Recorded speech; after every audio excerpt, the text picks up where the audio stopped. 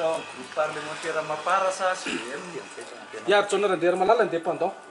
ka ny indépendant mihitsy no hoe tompiditra ao anaty ka aloha aloha zay mba ambonina groupe parlementaire anay koa GPS ihany mbola tsy fantatra Fantanina fondi ma tu député misy an'le mpitondra coopérative na taxi-biana Tsimondrano kaikaiky amin'izao fotoana izao hoe aizy Johnelita amin'le resaka subvention satria miakatra amin'ny fireny kaikaiky amin'ny tandeha.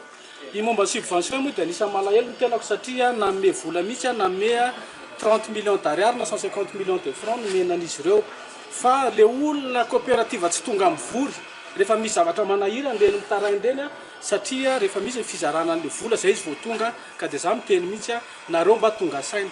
aza dia manana eritreritra ohatr'izany amin'ny resaka hoe tsy nahazo fa efa voazara daholo le vola reny rehefa misy resiany amin'ireny coopérative tsirairay reny fa reny coopérative miteny hoe tsy nahazo reny dia tsy tafiditra ao anatin'le fikambanana coopérative zany ao anatin'ny mivondrona ny coopérative ny Tsimondrano reny olo reny